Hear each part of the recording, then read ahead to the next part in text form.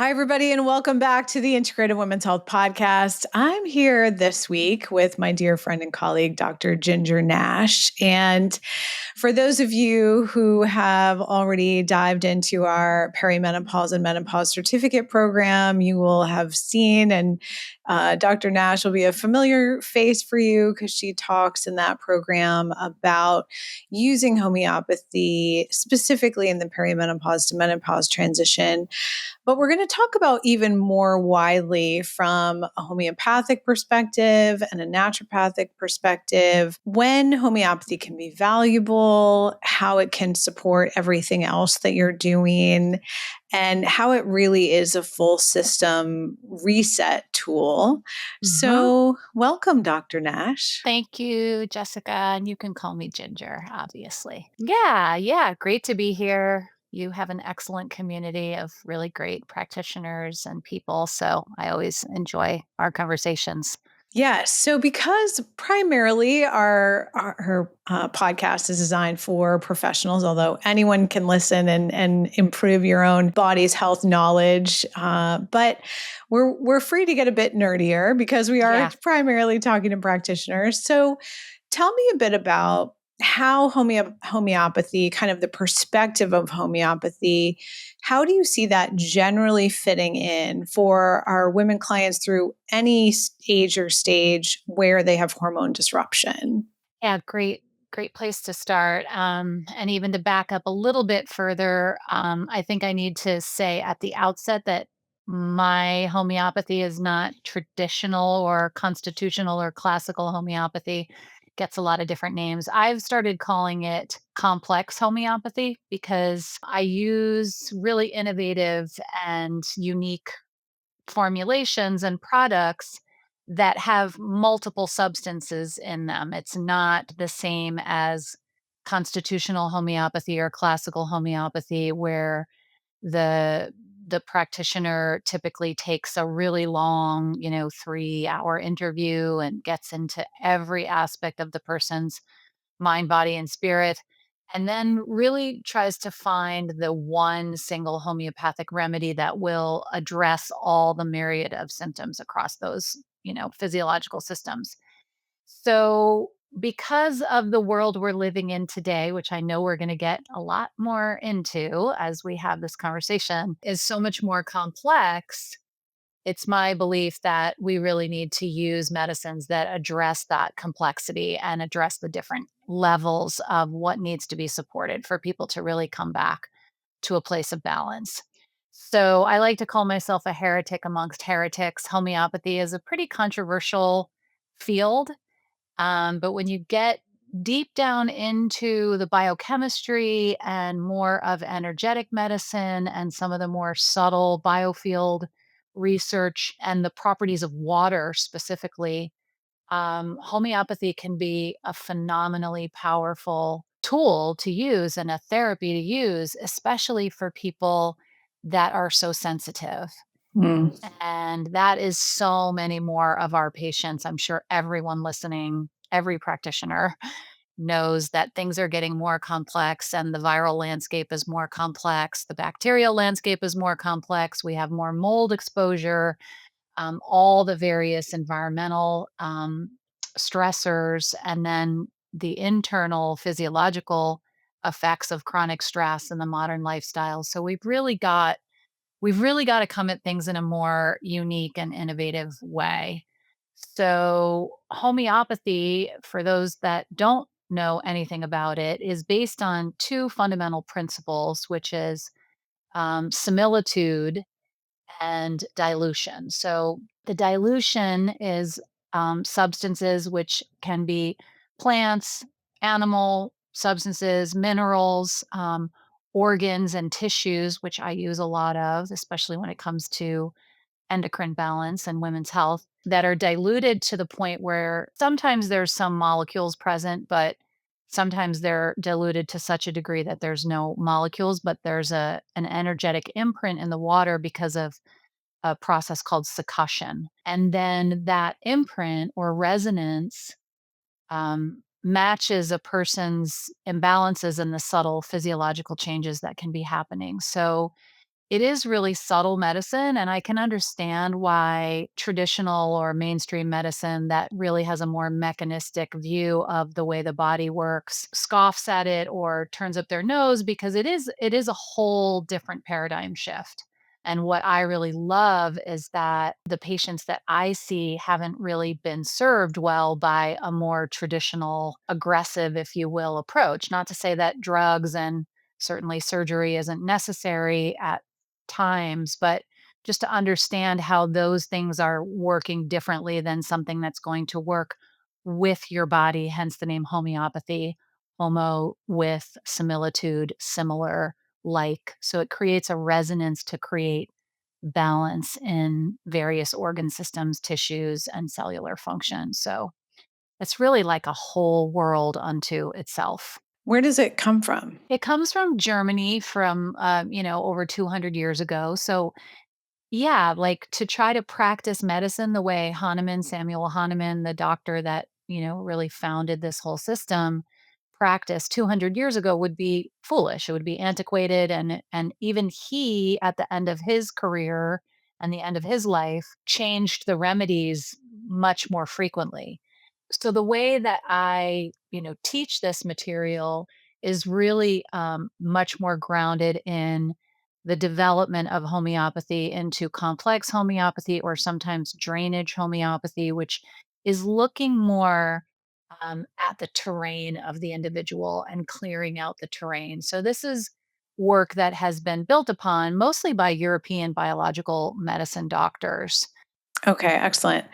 So I know that from having experienced this and from collaborating with you on a number of clients, one of the key perspectives that you bring is like, first, you talked about terrain. Like, first, we have to I call it open the windows and doors, That's a lymph great, yeah, drainage. yeah, Yeah. yeah.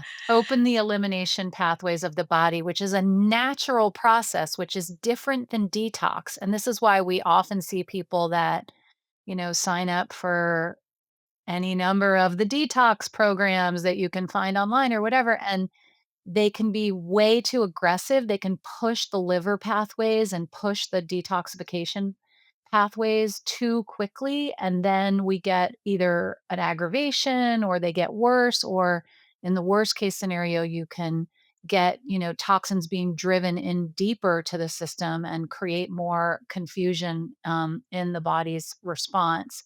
So, amunctorology is the science of opening the windows and doors. I love that analogy.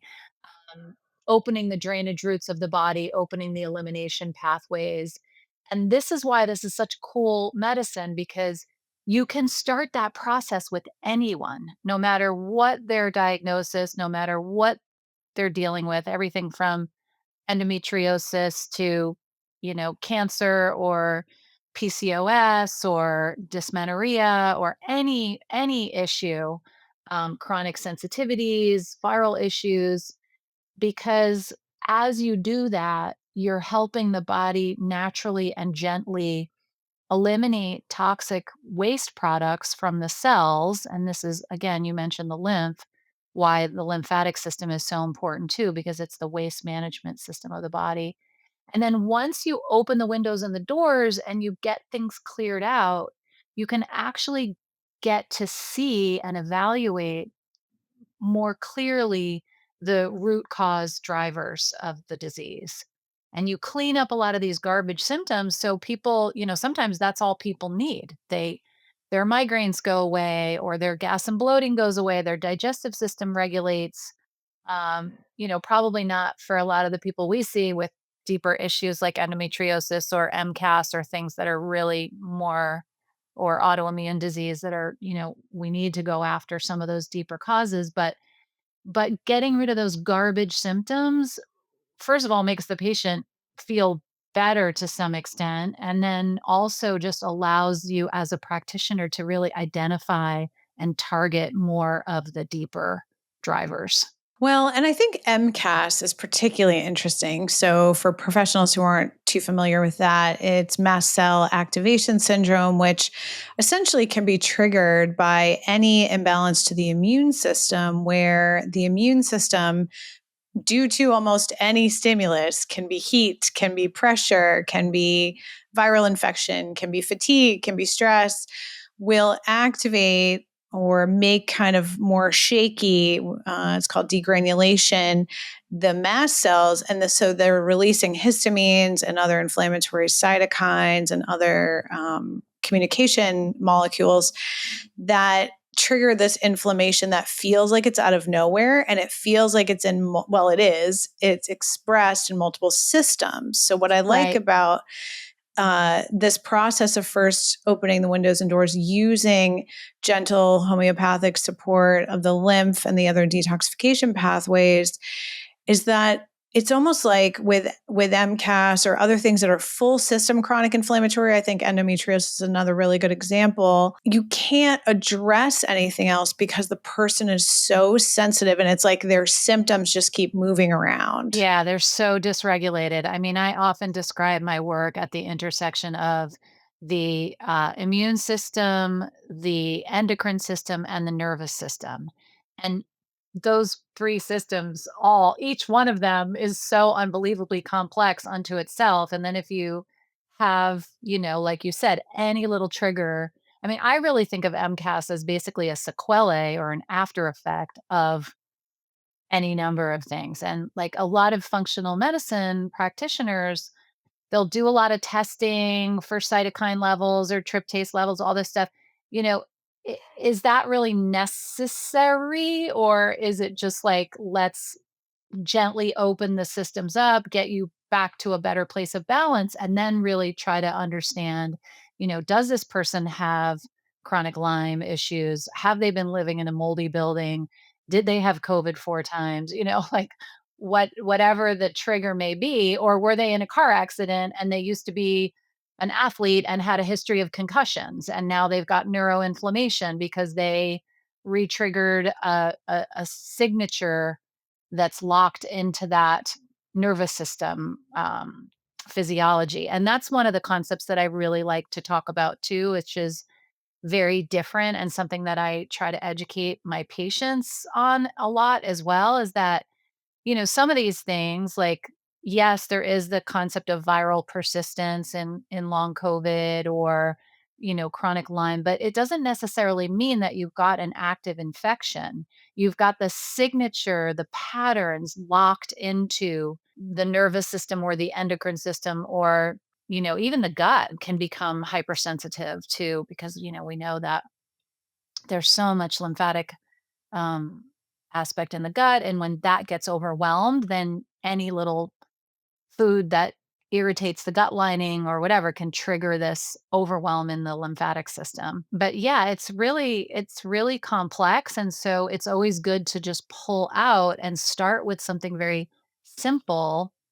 And I know for myself, especially when I was a newer practitioner, I would want to get everything done in the first 2 visits, and like when people have been sick for so long and there is so much complication, like just start simply, with some gentle support and just really work with your patients to understand that this is a longer process and that the gentle way forward is probably going to give them the longest lasting results. Well, and I think that's really important because what I often see with people who either have MCAS or other sort of long-term complex chronic illness, one of the things that maybe has kept them stuck there for a while, and I think one of the unfortunate kind of rabbit holes that functional medicine has gone down is that there is this sort of aggressive approach, right? Even though it might be using herbs instead of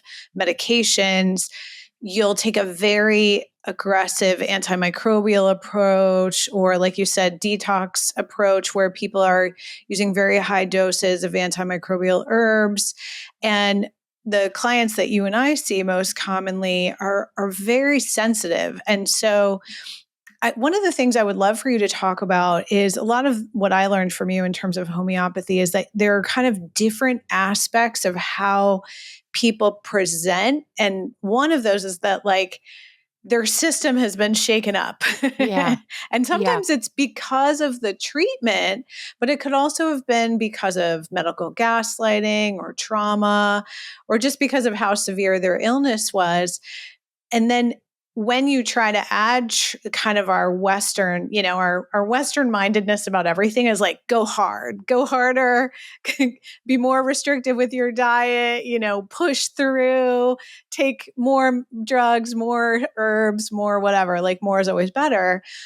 But I think a lot of women, particularly in either the postpartum transition or the perimenopausal transition, they're already shaken up. So, from a homeopathic perspective, where do we start? Yeah, so that's a great point. And again, like what we really want to do is help create resilience and flexibility in the system.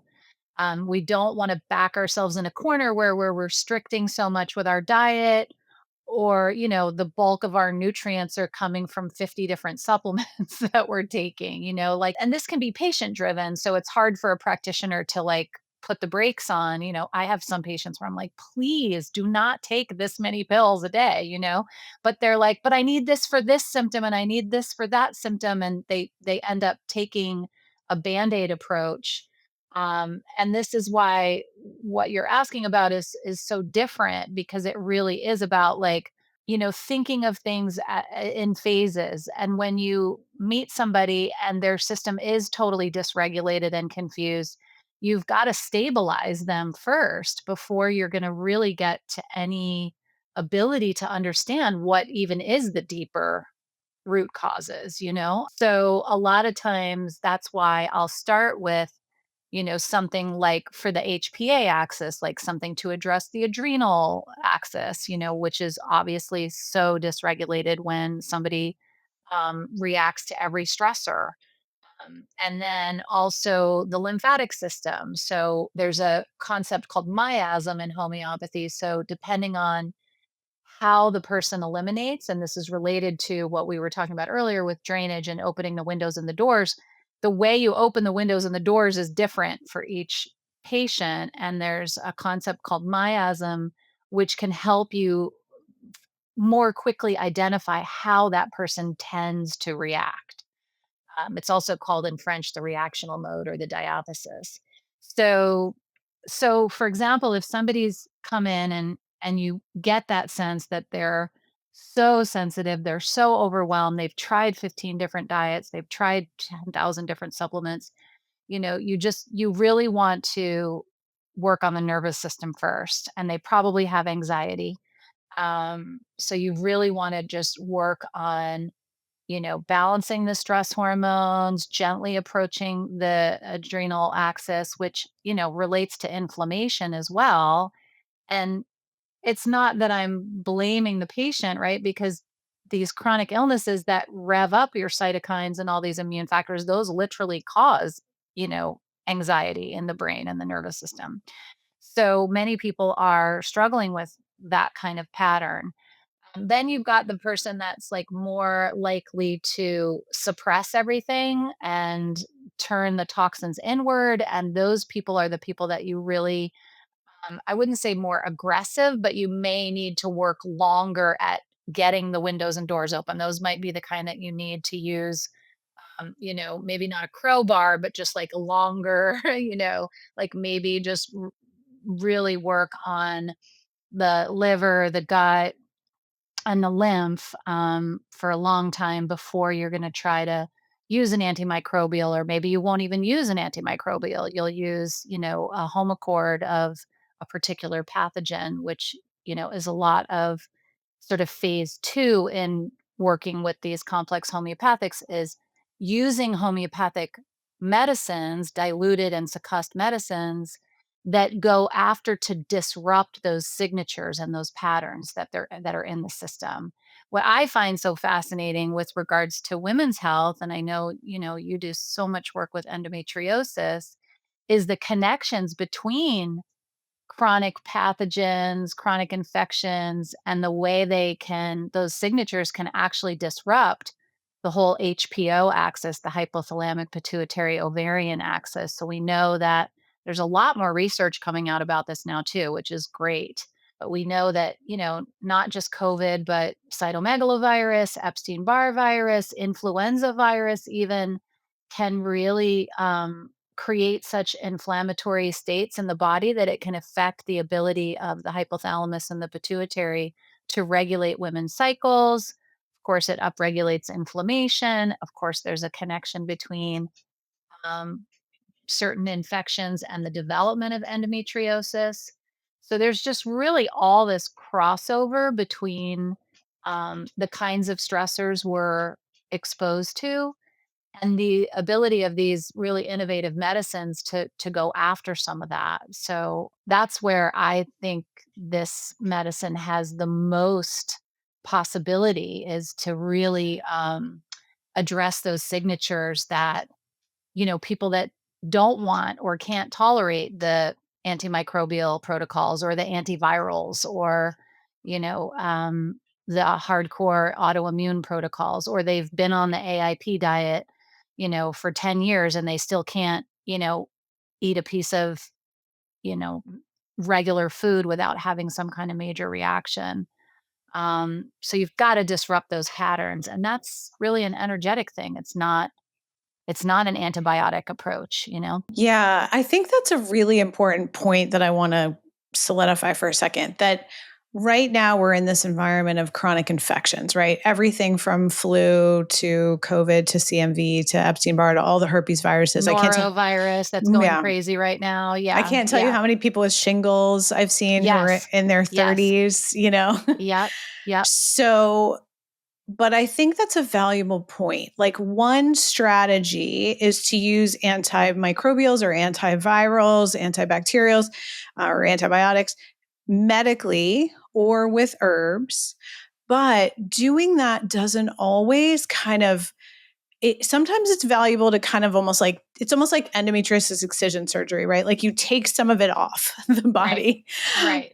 but it doesn't get rid of that energetic imprint of all of these viruses. And some of them you really can't get rid of. They just go dormant and they can still be problematic. And what's interesting, particularly in perimenopause, so what you're saying is like this microbial or infectious environment we're in is triggering the inflammation in the brain that's then impacting the HPO axis.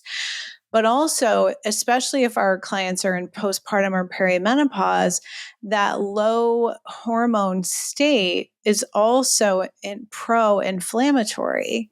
So there's this problematic forward feedback loop. And so give me an example of, let's say you have the miasm type client who, she maybe has had endometriosis her whole life and has just been kind of taught to like put up with it and power through. So she internalizes things. She doesn't detox well. She's that brand of miasm, if you will. And then she's stuck in a, let's say, post EMV EBV pattern. Right. Right. And she's Which we like know affects the adrenal glands as well. So that can be particularly tricky. fatiguing. Yeah. So Yeah. now she's 43 and Mm-hmm. just exhausted. Mm-hmm. Mm-hmm. She's kind of gaining weight. She's getting Mm-hmm. migraines. She's having brain fog. These perimenopausal symptoms seem to be ramping Their up. periods are coming every 21 days instead of every 28, or yeah, yeah. I know it's very common. So you have this kind of case study. Mm-hmm. What are you thinking? Like, what Yeah. would be your protocol, if you will? Yeah. So, the, starting, like we said already, opening the elimination, supporting the gut, of course, making sure that the microbiome is as balanced as it can be, and finding out more about dietary and, lifestyle habits, the basics. But then certainly for somebody, the miasm that's like turning in the toxins, and somebody with chronic inflammation that doesn't really know how to eliminate very well, I would support the main organs of elimination, and those are the liver, the kidney, and the lung. Now, for some people, and this is where it gets into the individual picture and clinical history, For some people with reactive airway disease, you have to support the lung most effectively. Like it may be triggered by dietary stuff or sensitivities, but then that's having a overflow effect and they're eliminating or having struggles eliminating from the lung tissue. For most women, especially the kind that you describe, it's going to be more the liver, and the liver, of course, dumps into the gut. So, for example, I use a number of different complex homeopathics that work on the liver, on helping support gently, not detox, but just gently plants and minerals, and even some lymphatic support, that will just open the liver and support the lymph and just help them start to eliminate more effectively. I may want to use some nutrients to manage the inflammation for sure.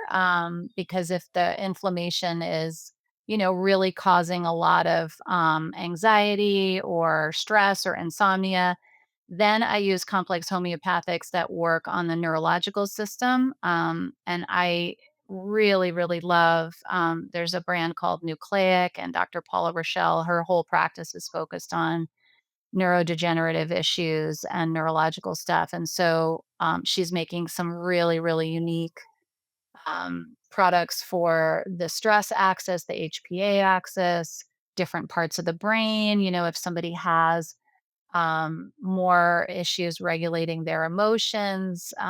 You can use stuff for the amygdala. So, really learning about like which physiological system. And so, there's some individuality, but in terms of somebody that's got more, pelvic pain and hormonal issues that exacerbate like the perimenopause. I mean, the big deal with perimenopause is that everything is fluctuating so much, right? So, and you will emerge into a new baseline where things are more stable, but it's that period of time which can last years for some women, where you're having anovulatory cycles and progesterone is so up and down that you have this imbalance in estrogen and progesterone that's so profound. So really, in that case, I would want to just make sure that the liver is metabolizing the hormones, that the gut microbiome is eliminating them, that you're eating, in such a fashion that, you're not building up like toxic metabolites from the hormones.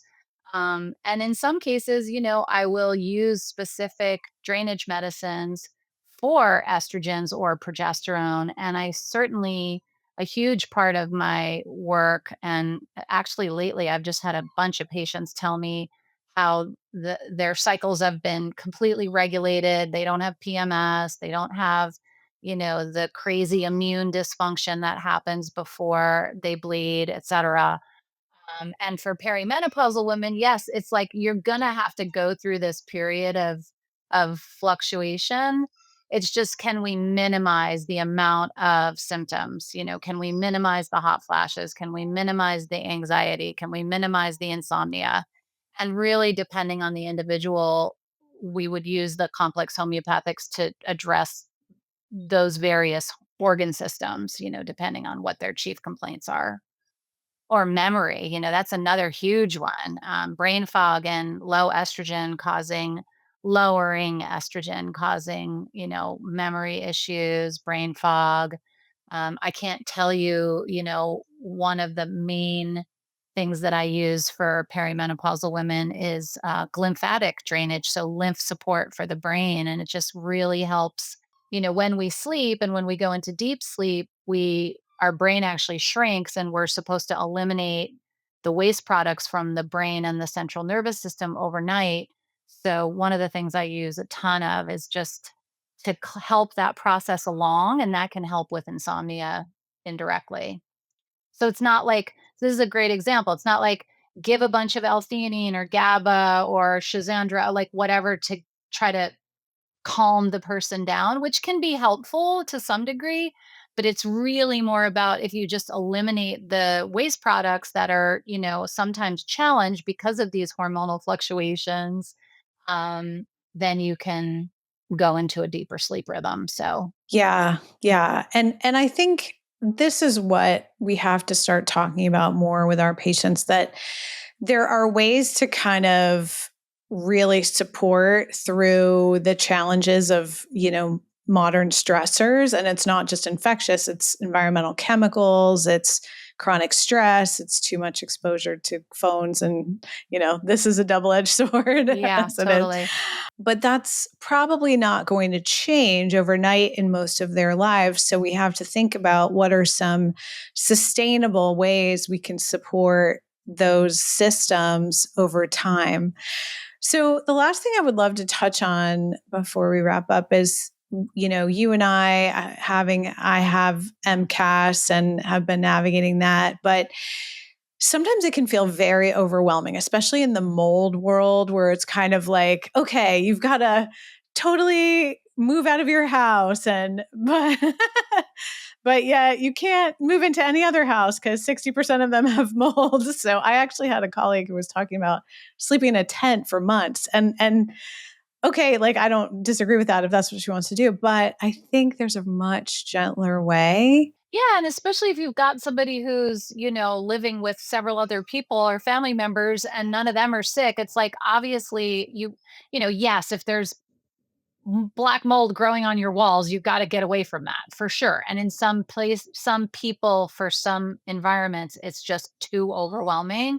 But this goes back to the idea of, working with your own body's resiliency. And, one of the things that I know that, you're familiar with and wanted to talk about is low dose immunotherapy as well. And that is another way that you can first clear out the terrain and then use very specific antigens, be it Lyme. One of the things we haven't talked about much is yeast, which is so profound for so many women too, especially with pelvic issues.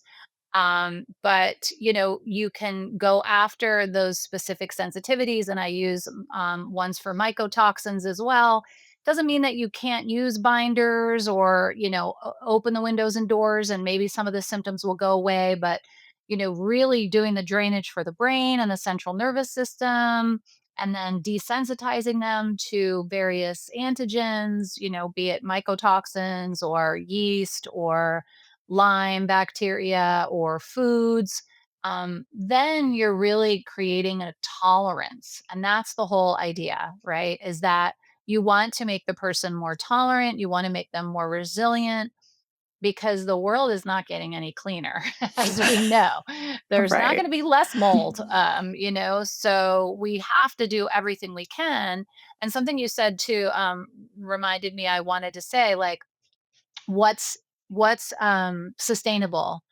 And that's one of the other things I love about this approach is that these remedies are meant to be used for a period of time, and then your body should really rebalance. Like once you clear the terrain and once you know really work on lowering your body burden and supporting the healthy rebalancing of the physiological systems, you don't need to stay on all this stuff forever, not even close.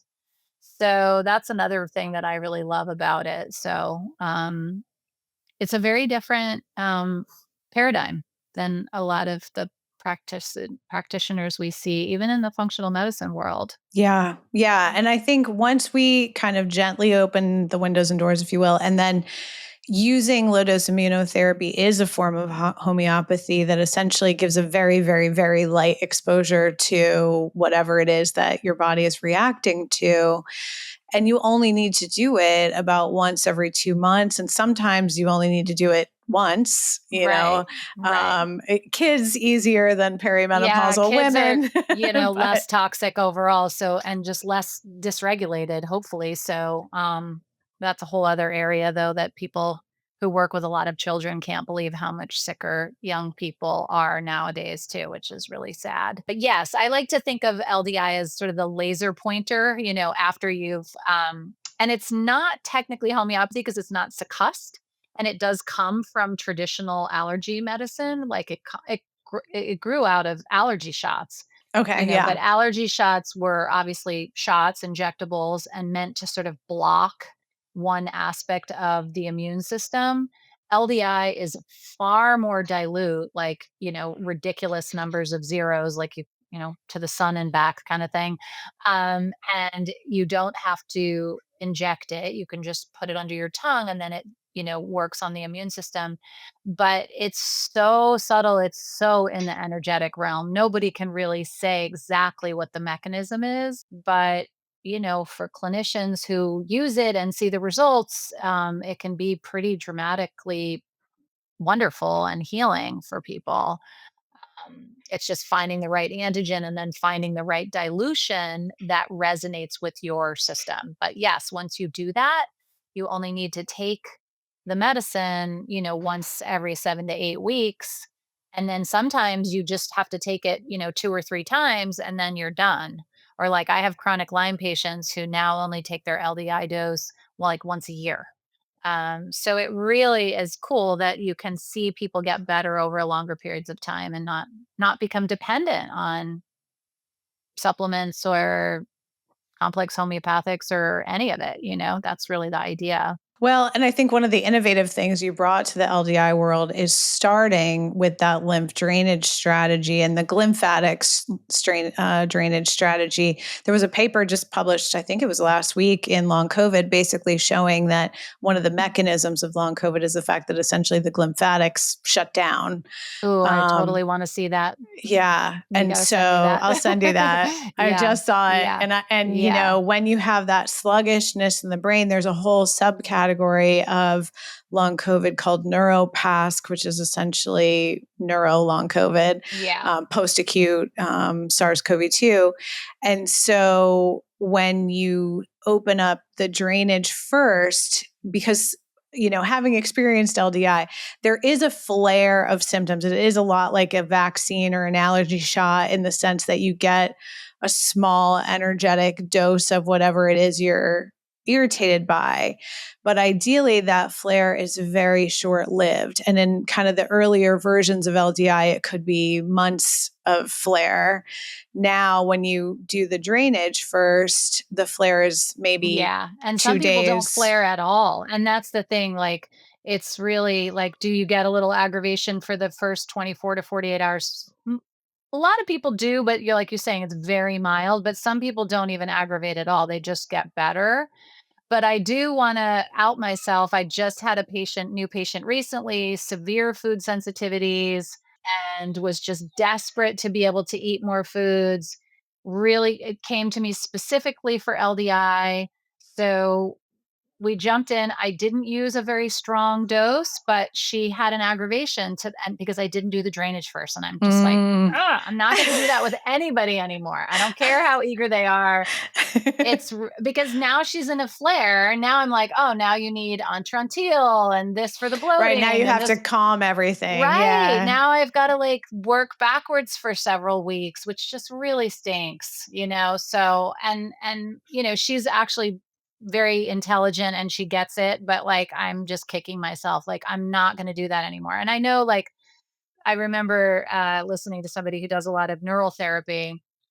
And it's like if you don't prepare the body for that neural therapy, you can give somebody such a wicked aggravation and you just have to have your clinical chops before you use the laser pointer, and that's why the drainage is so great. And yes, like if you just support somebody's lymphatic system, they're gonna just get better, stronger, more resilient, regardless of what they have. So, yeah. Yeah. Well, and I think this goes to, there's a frustration among patients and I get it. Like they're often coming to practitioners to some extent much better educated than they've ever been in the past and are just like, I just need this tool. And I get it. And they've tried 20 other tools. But I think as practitioners, one of the things we need to do is sometimes take a breath, slow our patients down, and be like, okay, there's never going to be just like one tool that completely solves your problem. So we have to think about what is really going on, kind of taking that coaching perspective of this is going to feel slower than you want it to be, but it will be a lot more effective with a lot less drama. So, yeah. Yeah, absolutely. Great points, Jessica. Thank you for sharing your personal experience as well. And, I think that just comes from learning and experience as practitioners. Like, we all do things that we're like, oh, I should have done that. But, there's a lot. And I wish it existed, that it was easier to have these magic wands, but really there aren't any in the integrative world or the, Western medical world. There are really valuable tools, but we always have to put them into context. So Yeah, and everything is so multifactorial at this point that you have to come at things from a multifactorial perspective. So, yeah, I'm not a zealot. I don't believe like you should never take an antibiotic, you should never do a drug, just like what is going to work and what makes the most sense to really support that person. So, speaking of that, you also educate practitioners, and I love your homeopathy classes. I've done several of them myself. I think if you want to learn homeopathy, it's actually a very different system than anything you've learned in functional medicine, in integrative medicine, in Western medicine, and any level, because you do have to really take into account sort of the energetics of the individual. But I think that's really the magic of it, too. It is, absolutely. You really have to understand the way the cells and the system becomes intoxicated, which is, the science of homotoxicology, and then really learn how to do the drainage and think about individual miasm and temperament. And it's really fun. It is really fun. And you can't learn it from this podcast episode alone. So I strongly suggest that you join one of Ginger's classes. So how can people find you, Ginger, if they're like, okay, I'm ready. I have all of these very sensitive patients and I need another layer of tools. Yeah, well, perfect timing because I just started making the course available. I've evergreened it. I have all the recordings available, but then people can book in one-on-one sessions with me to answer questions. And I'm really building a community of like-minded practitioners. So there's going to be grand rounds approximately once a month. And it's a really great group of people. A lot of seasoned practitioners have come through the course training already. I've taught it live 3 times, so I think it's gotten a lot better and more robust.